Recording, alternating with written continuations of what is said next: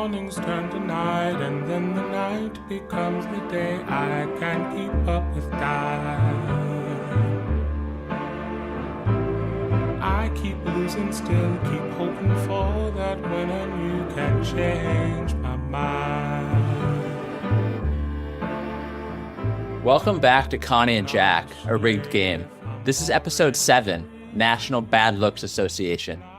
In the 6th episode, Connie joined the Globetrotters, playing with them for 3.5 years. Then he joined another upstart league, the ABA. Just like he had with the ABL, he dominated, winning MVP and a title. And his dominant performance mattered. David and Roslyn Litman were using it as evidence in their lawsuit against the NBA to prove that Connie had the talent to play in the league. This was obvious to anyone who'd seen him play, but they needed a rock-solid case going against a behemoth like the NBA. To start the episode, we're going back to the spring of 1961 to learn what happened to Connie during that 2-week investigation in New York. We'll then pick back up in our present day, 1968, to meet writer Dave Wolf and follow the investigation that the Litmans undertook on Connie's behalf. Not a slave if I'm already free. Not a captive if it's where I wanna be. Then the crowd calls. Connie was scared traveling back to New York City with Detective Bernhard in April of 1961. He recalled as a kid that the only people he feared more than gangs were the cops. The court he'd played at growing up was next to a police station, the 88th Precinct, and he'd seen cops beating people up behind the station. Connie knew these people, and he knew they hadn't done anything wrong. Dave Wolf tells the story of Connie traveling with Detective Bernhard back to New York in Fowl. When they arrived in New York, Hawkins thought the detective was going to take him home. Bernhard said casually, "No, we keep all the players at hotels. It's safer for them." "I'd like to go home," Connie replied. "Like I said, we keep all the players at hotels." As they walked from the terminal, Connie paused. "I'm gonna call my mother. Let her know I'm here." Bernhard shook his head once more. "You better wait till after you're questioned. We prefer you don't make calls." They put him up at the Tudor Hotel, and he roomed with Art Hicks and Hank Gunter, 2 Seton Hall players who tried recruiting Connie to play there, and who also had already admitted to taking bribes. Their 4th roommate was a cop who slept there every night, apparently afraid these kids were a flight risk. They never informed Connie of his rights or offered him legal counsel. Connie didn't even have a change of clothes. He'd wear the same pants, shirt, and underwear for the next 2 weeks. Interrogations began the next day at the DA's office. Connie told the truth. Yes, he'd taken $200 from Jack Belanger, but it was a loan that had been repaid by his brother Fred. Yes, he met Joe Hacken, and he agreed to introduce him to other players, but Connie thought Hacken, like so many others, was trying to recruit young talent for their summer teams or college rosters. It was never introduction for the sake of fixing games. Most important, he never actually introduced Hacken to anyone. He tried calling Vinnie Brewster once for Hacken, but no one picked up. When Connie first admitted that he didn't even know what a point spread was, Bernhard thought he was putting him on. But soon, the detective realized Connie didn't actually know what one was. The screws continued to tighten on Connie as the days rolled by. As David Hinckley wrote in the New York Daily News, Bernhard and other detectives interrogated him some 20 times over 6 days. "We're not after you," they told him. "All we want is the truth. Tell us, you walk. Hold out, and that's perjury," which, by the way, means 1 to 5. Connie told the truth for 6 days, even as the interrogators threatened jail time. But Connie's mental state declined. No change of clothes, constantly being yelled at and intimidated by detectives twice his age, and never leaving his hotel. Connie told the Baltimore Sun, "I was frightened. I thought they were gonna put me in jail if I didn't say what they wanted. I decided I'd never get out if I kept telling the truth."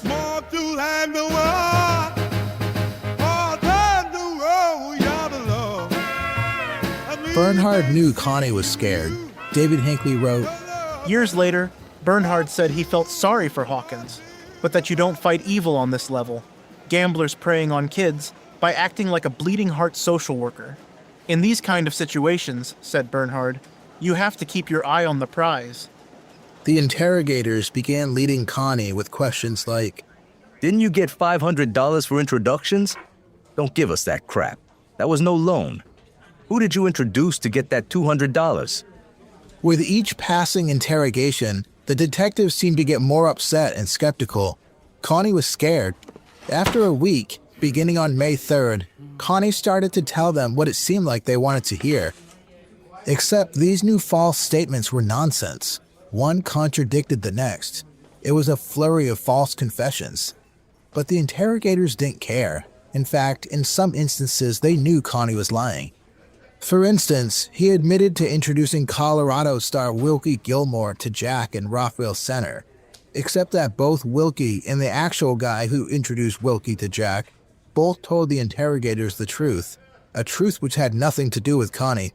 Not only could the detectives not substantiate anything Connie was saying, but there wasn't one player who told them that Connie introduced them to Hacken or Jack.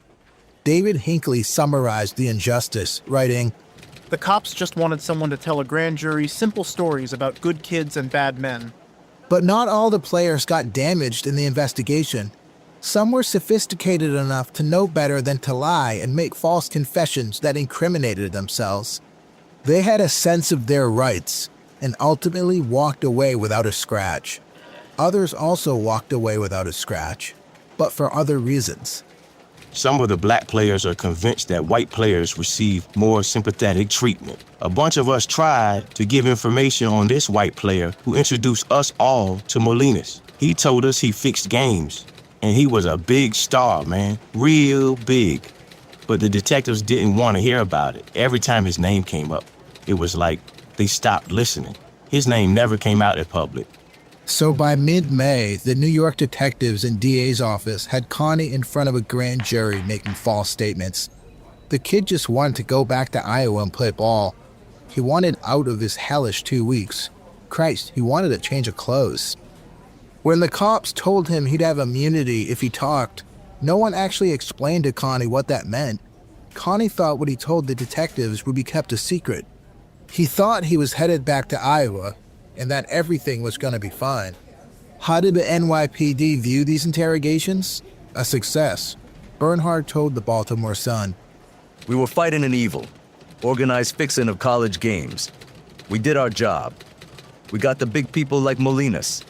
We stopped the crooked games. The men I worked with are honorable. If our methods got a kid to make a false confession, I'm sorry, but we had a job to do. And remember, everything we did was legal at the time.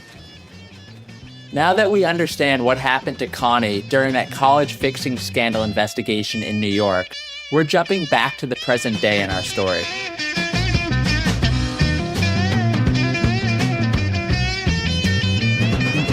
In the summer of 1968, fresh off his ABA championship, Connie went back to Brooklyn. But it was a shorter trip than usual. He had a lot going on in Pittsburgh.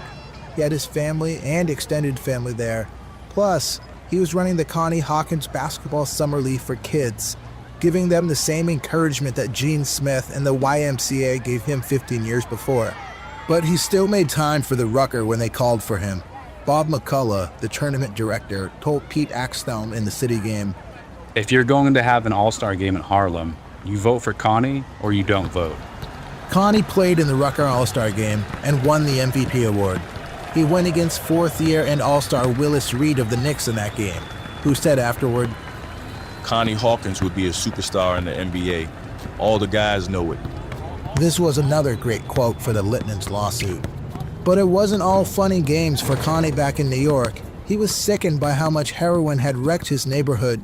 It used to just be in Harlem, but now it was everywhere, and it broke Connie's heart to see a lot of guys he used to know, strong guys who could really play, whose bodies were now wrecked from the drug.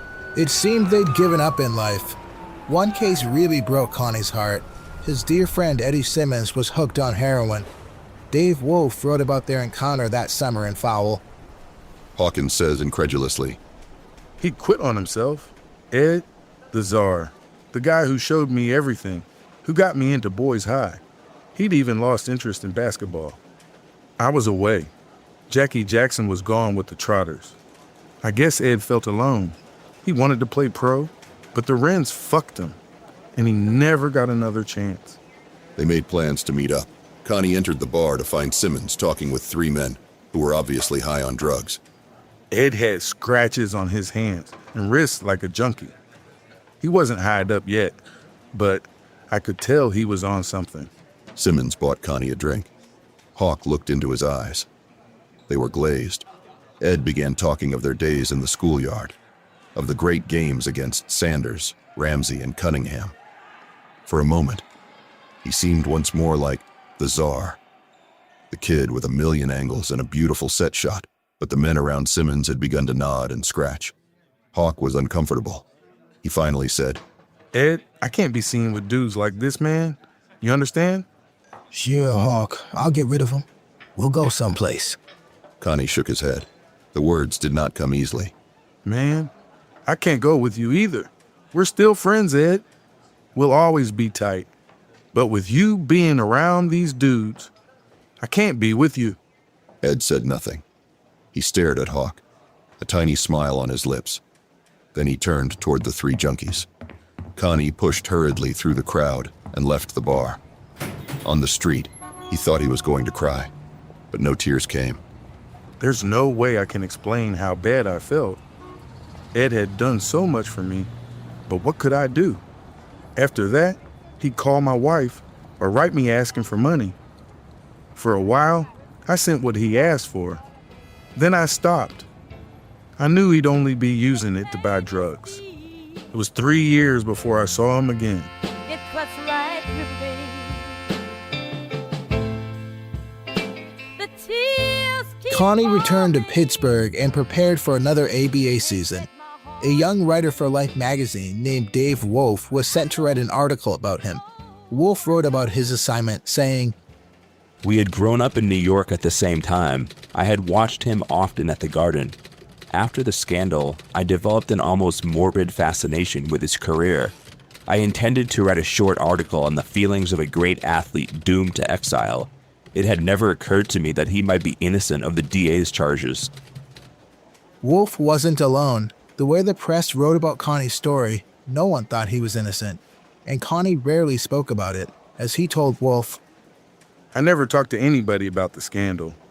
It's been 8 years since I really talked about it to anyone but my lawyers and my wife, and I don't like to do it with them. Wolf spent 4 months with Connie to write the article. Like everyone, he was drawn to him. He described Connie as a warm, gentle man with simple tastes who lived in the Pittsburgh ghetto because that is where he feels most comfortable. At a time when many Black Americans were becoming militant within the civil rights movement, Wolf found that Connie wasn't. He was afraid his wife Nancy's wig was too, quote, Black Power-ish. Once, Wolf sat with Connie at a restaurant where the waiter kept calling Connie boy. Wolf wrote, After much prodding, when Connie finally asked a waiter to stop calling him boy, he whispered to a friend as the old man walked away, I hope I didn't hurt his feelings. Wolf traveled with Connie that season, spending a lot of time together, and a genuine friendship formed. Connie's walls went down, just as they had with the Litmans. After a game where he dropped 47 on the Pacers, Connie poured himself a rum and coke, checked in on his sleeping kids, then sprawled across a double bed and opened up to Wolf. How do I feel? Connie asked. There was a longer silence, until suddenly he sat erect, and the words came rushing out. How do you think I feel? I know how good I am, but ain't no way I can get a chance. It's like having the water running and your hands tied so you can't turn it off. I know what you think. You think I was mixed up in it, but I wasn't, man. I swear I wasn't. Connie told Wolf of his innocence, and that's what he wrote about in his article. It was the facts we're all familiar with by now.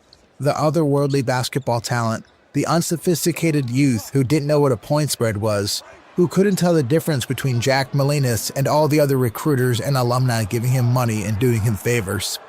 Honest Connie, sticking to his truth for the first week of the interrogation. Frightened Connie, flipping his story and incriminating himself. Depressed Connie, getting booted back to Bed-Stuy. MVP Connie in the ABL. Clown Connie with the Trotters. Championship Connie in the ABA, but all along, innocent Connie. These were revelations for the public to read in Wolf's Life magazine article. Equally important, Wolf questioned the NBA. Why did Commissioner Kennedy want Connie in the league in 1964 when his class graduated? The league was still in its adolescence, after all, with only 9 teams. They were trying to expand, but new franchises struggled to draw fans. Connie had the talent to make a franchise overnight, and there were only a handful of guys who could do that. So why didn't the NBA make the smart business decision? The NBA said they were steering clear of any and all players associated with the investigation, fearful that a scandal would wreck their young league. Except the first player listed in Joe Hacken's indictment was Fred Crawford, who currently played for the Lakers. It wasn't a great look for the NBA. When Connie was officially banned from the league in May of 1966, what research had the NBA done into his case? Wolf wrote, Up to this point, the NBA had made scant effort to determine the validity of the charges against Hawkins. The NBA did not ask the DA's office which players Connie was supposed to have approached, and did not question any of the detectives on the case until after Hawkins had filed suit. The league has still not questioned Hacken or Molinas. And by this point, both Hacken and Molinas had been telling anyone willing to listen that Connie was innocent. But the NBA wasn't asking the question, let alone listening. Instead of a presumption of innocence, this was a presumption of guilt. Wolf finished his article writing about Connie's headspace, saying, His post-basketball earning potential is minimal. The prime of his career is approaching. Somehow Hawkins has resisted bitterness. Connie says, There's a lot of disappointment, a lot of years wasted. Now, I just want to prove what kind of player I am in the NBA and clear my name. That's more important than the money in the suit. I want people to know I'm an honest player. The article was a bad look for Commissioner Kennedy and the NBA. They'd presumed the man guilty and denied him the ability to earn a living in their league. Wolf's article in Life magazine bended public opinion toward the truth. Connie was innocent, and the people now supported him, not the NBA. If the press piled on and helped to ruin Connie's life years ago, Dave Wolf reversed it all with one article. It was a masterclass in journalism.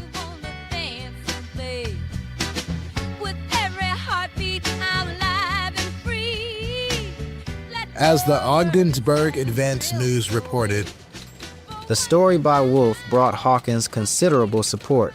Senator Edward Kennedy, no relation to the commissioner, invited him to Washington for an athlete's memorial dedication of Robert F. Kennedy Stadium. Many NBA players telephoned to volunteer their help. But beyond people wanting to help Connie, people were now upset at the NBA. There was outrage at the injustice. Sandy Podway of the Philadelphia Inquirer Public Ledger wrote, It took David Wolf's brilliant journalistic investigation for Life magazine to obtain justice for Connie Hawkins. The fact that a journalist achieved what the NBA should have is simply another reason to question the way the league conducts its operations. If they were trying to keep up a good image by keeping fixers out, the callous way they went about it was backfiring. Wolf's article alone was damaging for the league, but coupled with the Litman's ongoing lawsuit, well, Commissioner Kennedy was now sweating double OT type bullets. By this point, the lawsuit had been in progress for a couple of years. The San Bernardino Sun reported the lawsuit's origins, writing, In November of 1966, Commissioner Walter Kennedy was in Pittsburgh on a franchise expansion trip. The league had added the Bulls that year, and were looking to add 2 more to the 10-team league by 68 to 69. Pittsburgh and Cleveland were frontrunners. When he landed in Pittsburgh, a U.S. Marshal served him the suit papers. The suit charges the NBA with conspiracy to blackball Connie from playing pro ball. At the time, Kennedy refused to comment on the suit until, quote, I have had a chance to study the papers. It would take Kennedy 2.5 years to study the papers. David and Roslyn Litman filed a $6 million treble damage suit against the NBA. In this case, seeking treble damages meant requesting 3 times Connie's actual compensation. Most people thought the lawsuit was a long shot. Wolf wrote in foul, When the Litmans had filed suit, their friends in the legal community chuckled. No athlete had ever recovered extensive damages by suing a professional sport for excluding him. Baseball wasn't even covered by antitrust legislation. Basketball, it was thought at the time, might also be exempt. And a husband-wife team out of Pittsburgh to boot? Come on. But the NBA learned over the next few years that this unassuming legal team were absolute pit bulls. Bill Hufelder of the Pittsburgh Press described David, writing, "He's a slender, almost frail 45-year-old attorney with thick lens glasses. Sandy hair mingled with gray. Litman speaks dramatically, like an actor rehearsing for a play, and he flits about his small, unadorned office as if it were a stage." Roz Litman was a trailblazer. She and David started their law firm because no other firm would accept a woman into their company when she graduated law school in 1952, despite the fact that she ranked first in her class and scored the highest on the state bar exam. Roz put up with condescending comments and groping men throughout her career. She worked with the ACLU for over 50 years. Anthony Romero, the organization's executive director, spoke to the New York Times about her, saying, "She had a very deep understanding of prejudice and discrimination as a Jewish American woman growing up in Brooklyn. And like many Jews of her generation, she lived with prejudice and discrimination as a young woman and as an adult. I think that really forged her understanding of discrimination that other groups had encountered. Certainly her commitment to racial justice, as in the Connie Hawkins case. Roz had a remarkable ability to issue spot, to identify injustice and develop novel legal theories that bring about systematic change in very entrenched institutions. If she had been a man in the same generation, she would be more of a household name, like an Atticus Finch." The Litmans would prove to be as devastating in court as Connie was on it. Their opponent was Commissioner J. Walter Kennedy. When Howard Cosell eulogized Kennedy years later, he called him a man for all people and said his eyes and ears were always open to those who needed him. Connie's decade in exile proved that assessment incorrect.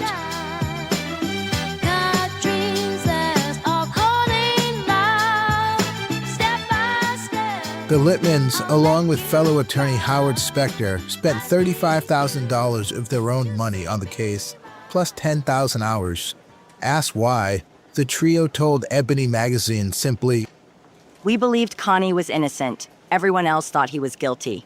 David elaborated to the Pittsburgh Press. If it weren't for my own personal feelings for Connie, I don't think we ever would have become so involved. I consider him a son at times, at other times like a brother. Commissioner Kennedy claimed that Connie wasn't initially blackballed and said teams simply weren't interested in drafting him. Of course, this was laughable, but as Jim Murray wrote in the LA Times, the Litmans discovered that in 1965, the Lakers, Knicks, and Hawks all requested permission from the league office to negotiate with him. They were told he was undesirable. Ouch. Strike one for the NBA, and sit tight, this is going to be a longer than usual at-bat. How did Kennedy respond to that allegation? More lunacy. He said, "There was some question in my mind about his desirability to play in the National Basketball Association." That Kennedy thought the public would believe such nonsense is bewildering. He then told the Post-Herald and Register, "Shortly after I became commissioner, I attempted to look into the serious charges against Hawkins that had appeared in the press in 1961 in connection with a college basketball scandal. Because I had no way of compelling answers to questions from those who might know the facts, I was unable to complete that investigation." Except Kennedy never contacted the DA's office in New York. If he had, he would have been told the same thing that Lenny Litman was told back in 1962 when he cleared Connie for the ABL. Connie was innocent. It was another lie from Kennedy, and another bad look for the NBA. Strike two. These facts were a good starting point for the Litman's inspector, but they needed more. As Raw's inspector worked on depositions and the court work, David Litman and Dave Wolf, the two Davids, handled the investigation. Back in 1966, David Litman had secured two key affidavits. Wolf wrote about these in Fowl. David visited Hacken in Wallkill Prison and secured a signed affidavit stating that Connie was completely innocent. Hacken told him immediately, "The kid got a raw deal. I never mentioned fixed games to him. He never introduced me to anybody." The same week in 1966, Litman went into the Tombs, the Manhattan prison, and met with Molinas. Again, he was told that Connie was innocent. And again, after some haggling, he secured an affidavit. Fast forward 3 years to 1969, when the two Davids continued building on those affidavits by talking to a couple of the players that Connie had supposedly introduced to Jack, Wilkie Gilmore and Vinnie Brewer. Wilkie was a 6'5" forward that played at Colorado. Wolf tracked him down in Stamford, Connecticut, and Wilkie confirmed that Connie had not introduced him to Jack or Hacken. Then he said, "Funny thing, a lawyer from the NBA was here. He had all the facts mixed up. He thought Connie introduced me to Molinas at the holiday festival. First he said they wanted me to be a witness, but when I told him what really happened, he said it wouldn't be necessary." Strike three, and yet another bad look for the NBA. Vinnie Brewer was a 6'3" guard who played at Iowa State. Wolf found him in Harlem and wrote, "He laughed when I told him the DA claimed he'd told Connie that he fixed games." Brewer asked, "If that was true, why didn't the DA bring me in? I was never contacted. Nobody questioned me. And Connie never even spoke to me about Molinas. He didn't have to. I knew Jack from the schoolyards."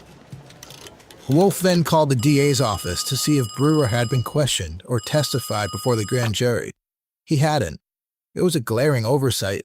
The DA's office, nor the NBA in subsequent years, ever talked to the guy that Connie had supposedly introduced to Jack and Hacken to see if it was true.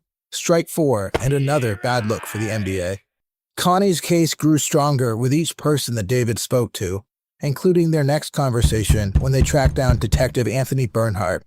Bernhardt had since retired, which perhaps allowed him to be more frank, and maybe he'd had some time to reflect on the case.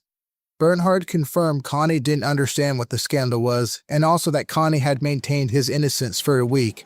And then, well, as Wolf wrote, he defended his former colleagues but gave vivid descriptions of the pressure put on the players, the chaos in the DA's office, and Connie's broken, terrified condition when he confessed. Bernhardt also reluctantly admitted that while in the DA's custody, Hawkins had never been informed of his legal rights. More strikes and bad looks. And sure enough, Bernhardt's testimony checked out when the Davids combed through the DA's office's notes. They reached out to the other detectives to verify Bernhardt's story. She'd left the force on bad terms, so they wanted to make sure that this wasn't influencing his testimony. Wolf wrote about their discussions with the other detectives. Most were still on the force. They were tough, dedicated men with enormous pride in their work. Many refused to believe that Hawkins had been badgered into false confessions. They didn't trust Bernhardt, but in the process of attempting to refute him, they actually supported most of what he said. "We were being pushed to break kids fast, to get confessions, but nobody used rough stuff. I thought the kids were pretty well treated. Of course, we had to frighten them with talk of jail and perjury, but how else were we going to get to Molinas?"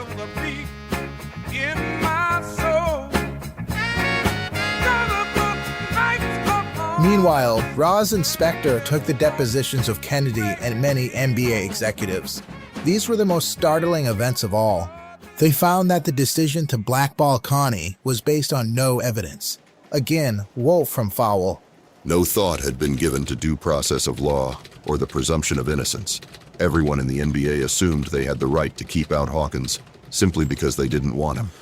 It never occurred to these respected administrators and businessmen that before they barred Connie Hawkins for life from doing the only thing he knew, they had a legal, not to mention moral, responsibility to confirm the accusations made against him.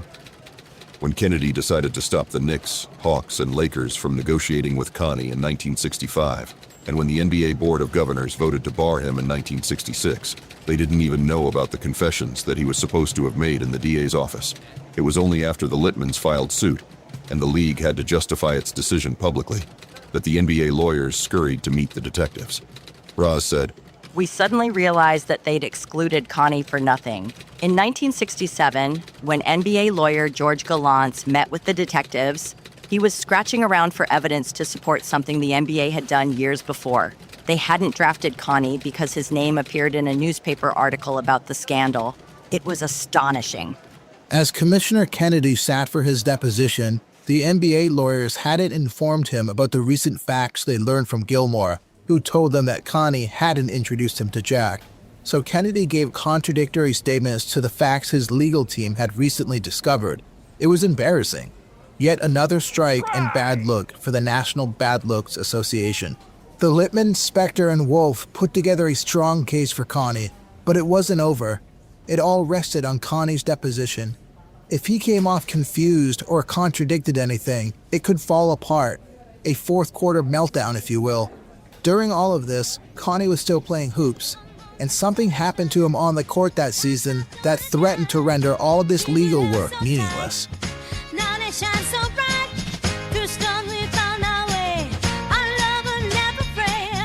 In their second season, the Pittsburgh franchise moved to Minneapolis. Pittsburgh owner Gabe Rubin took a bath in season 1, losing $300,000. He sold the team to a lawyer named Bill Erickson in Minneapolis. How would they draw in snowy Minneapolis where hockey was church? Not well. They had data to back it up. The ABA had a team there the year before, but they couldn't draw fans, so they pulled up stakes and moved to Florida. Why try again? Commissioner Mikan didn't want to move and needed a team in Minneapolis to justify keeping the league office there. Predictably, they didn't draw. They got so desperate for fans, they ran a promotion with local supermarkets. 2 tickets for 29 cents. That didn't work. Perhaps if they paid fans to attend games, they might have come. It was a shame because Connie was playing tremendous basketball. It was like this Picasso of the hardwood creating masterpieces that no one would ever see. But by this point, Connie was used to it. He started the year how he finished the last, dominating. Less remorse than The Undertaker. He was just collecting bodies in 68-69. It was grim for his opponents as he reaped what he sowed from all those endless schoolyard days back in Brooklyn. They should have called him Cincinnati for how often he was north of 25 to start that second year. By December 11th, Connie was averaging 35 points a game with outbursts of 57, 53, and 47. And they did not keep track of rebounds in all the games. But in the games they did, he averaged 16. 35 and 16 a game. Those are like peak playoff Shaq numbers. The Pipers were 16 and 6 in early December, second only to the Oakland Oaks. Pop-up trivia, this one a bit easier for men of a certain age. Which star led the Oakland Oaks? Need a clue? He was the first big NBA star to jump to the ABA. All right, 2 points if you had it before the clue, 1 point for after. Correct answer is Rick Barry, aka the Miami Greyhound. Barry was tearing it up out west just as Connie was in the east. The Hawkins-Barry matchup had the ABA licking their chops. This would get the attention of its big brother, the NBA. They were still after that merger after all. The 2 megastars were set to go head-to-head on Friday, December 13th. The date should have tipped them off. Connie ruptured blood vessels above his right tricep in the previous game when a player's knee hit him hard diving for a loose ball. Connie traveled to Oakland for the game despite severe pain. Newspapers ran articles next to each other with contradictory headlines. Injuries sidelines Connie Hawkins ran next to Hawkins set to play tonight. The ABA had a product to sell, and Connie's coach, now Coach Harding, pestered him the whole day to play, even though Connie was badly hurt. The Oakland doctor told him not to play. Harding wouldn't hear it. Connie hid in his hotel room to avoid his coach's insistence that they get a friendlier second opinion. He ultimately sat out. Connie returned to play later in December. Different games, same domination. At a practice on January 15th, Connie stayed afterward to work on his game, something he always did. As he made a move to the hoop, he suffered a non-contact injury and pain shot through his leg. It locked at a 45-degree angle and turned out to be torn cartilage. As luck would have it, the Pipers' next game was a rematch against Barry's Oaks, this time at home in snowy Minneapolis where they were desperate to sell tickets. Ownership felt this was their big chance, their big event to draw fans. Despite the fact that doctors told Connie that if his knee locked again, he would need surgery, the pressure put on him to play was immense. From management to the coach, and even the trainer who was a friend of Connie's but didn't have the job security and felt the pressure to influence Connie. They convinced him to dress that night, despite the fact that he couldn't extend his knee. They wrapped it tightly, despite the fact that he wasn't gonna play. But they played into his competitive side, and despite himself, when Coach Harding called for him, he went in. He couldn't run. He was hobbling. In the third quarter, he went out for a rebound and his knee locked. That was it. He was done. he now needed surgery. A knee operation in the late 1960s was a much different proposition than it is today. Connie was understandably scared of going under the knife. Would he ever be the same? But that's where he was headed, and the thought racing through his mind was, what would it matter if he won his lawsuit against the NBA and finally got his shot at playing against the best if he was playing on one leg?